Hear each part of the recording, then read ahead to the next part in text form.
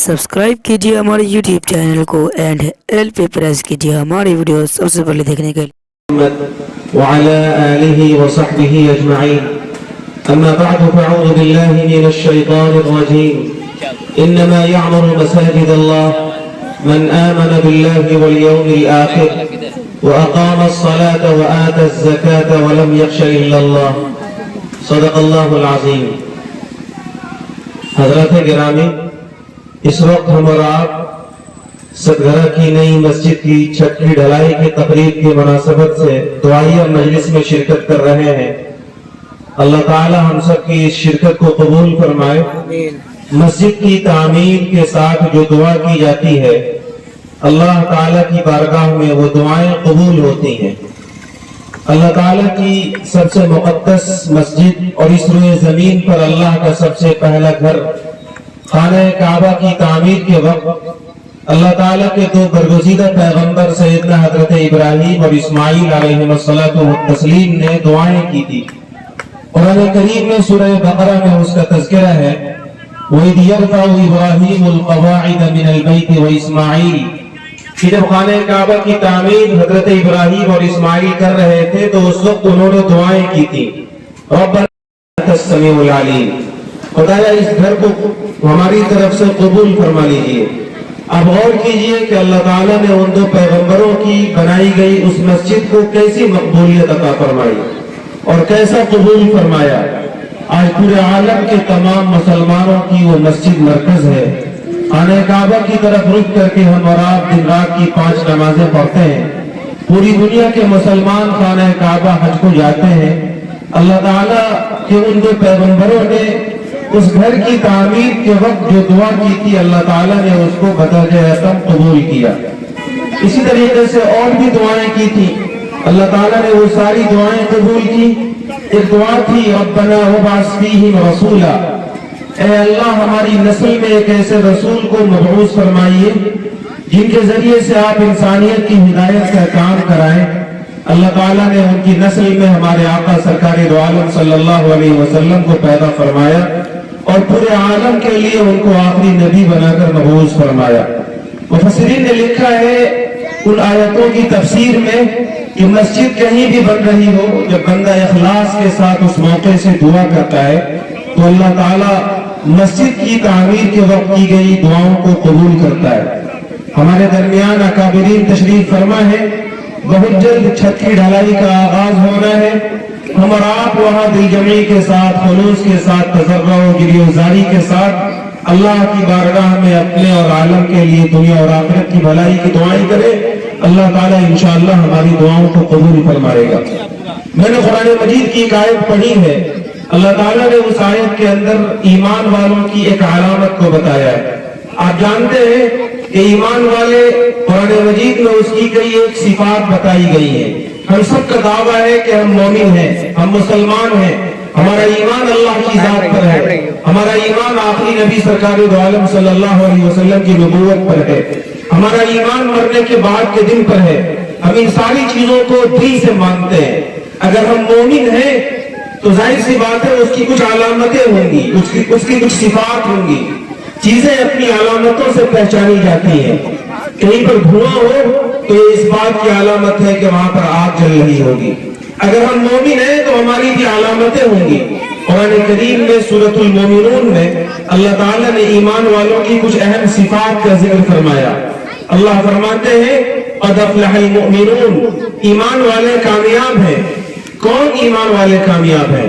الذین هم فی صلاتهم خاشعون، جو لوگ نماز میں خشوع و خضوع کرتے ہیں، مکمل استحضار کے ساتھ اللہ کے سامنے نمازوں کی پابندی کرتے ہیں۔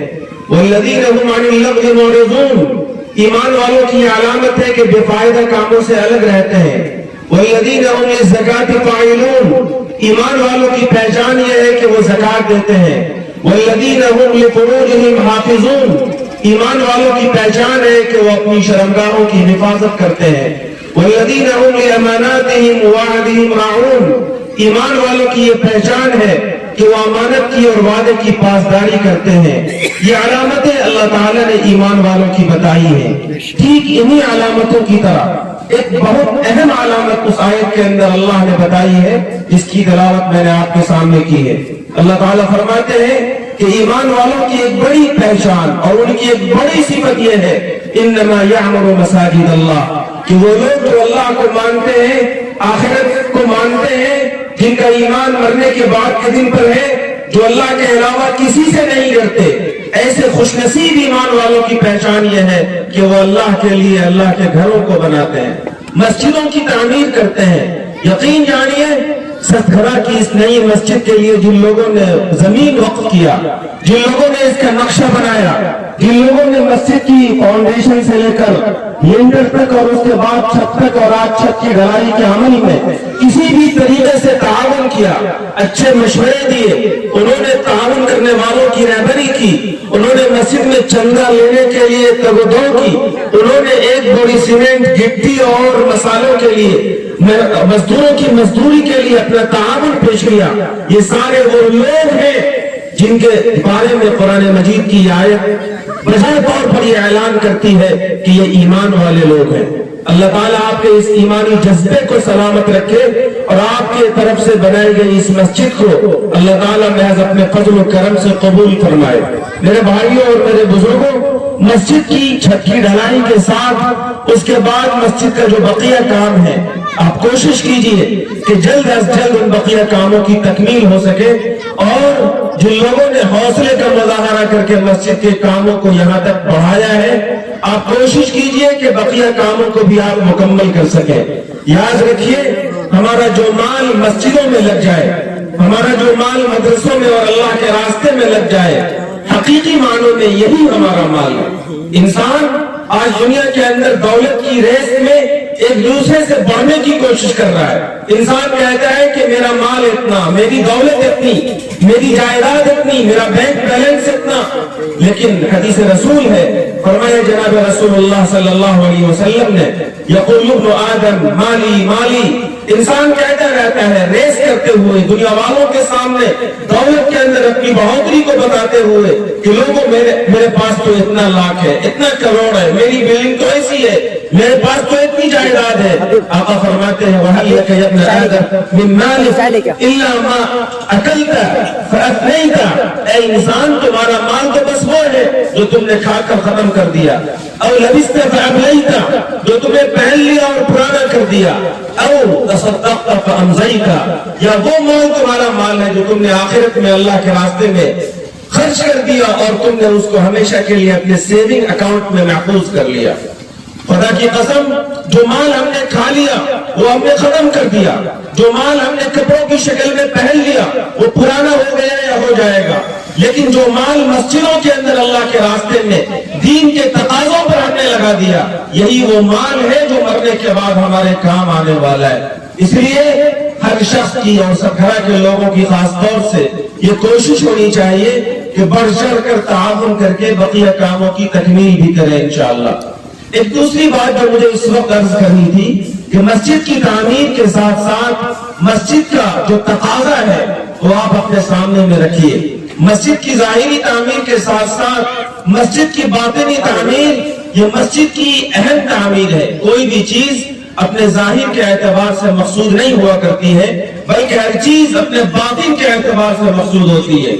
کسی انسان کے جسم میں جب تک روح ہو تو وہ انسان بہت ہی زیادہ عزت کے ساتھ معاشرے کے اندر پکارا جاتا ہے، لیکن جب اس انسان سے روح کا رشتہ ختم ہو جائے، جب اس سے روح کا رشتہ ٹوٹ جائے تو پھر وہ ایک ڈیڈ باڈی ہوتی ہے، ایک زندہ لاش ہوتا ہے، اور اس کا جسم ایک لاش کی حیثیت رکھتا ہے جس کو آپ قبرستان کے حوالے کر دیتے ہیں۔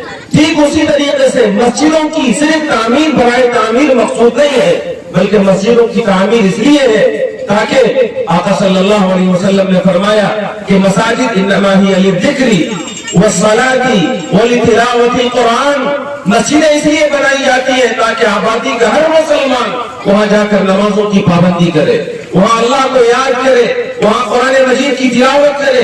یہ مسجد کی تعمیر کا مقصد ہے۔ یاد رکھیے، جس ایمان والے کا تعلق مسجد سے ہوگا، نمازوں کی پابندی کا وہ اہتمام کرتا ہوگا، ایک نماز کے بعد دوسری نماز کے لیے اس کا دل مسجد میں اٹکا ہوا ہوگا، قلبه معلق في المساجد, نماز پڑھ کے نکلا اور دوسری نماز کے انتظار میں وہ بے صبری سے منتظر ہے. آقا صلی اللہ علیہ وسلم فرماتے ہیں اذا رأيتم الرجل يعتاد المسجد فاشهدوا له بالایمان, جب تم کسی ایسے شخص کو دیکھو کہ وہ مسجد کا عادی ہے تو اس کے لیے ایمان والا ہونے کی گواہی دو, اس بات کی گواہی دو کہ اس کا ایمان مکمل ہے.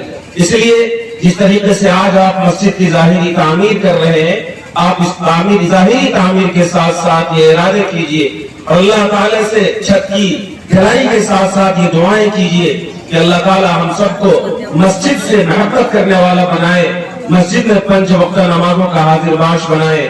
اللہ تبارک و تعالیٰ اس مسجد کی تعمیر میں جن لوگوں نے تعاون کیا ہے سب کے تعاون کو بھی قبول فرمائے, اور اللہ تبارک و تعالیٰ ہم سب کو مسجد سے گہرا لگاؤ رکھنے والا بنائے. وآخر دعوانا ان الحمدللہ.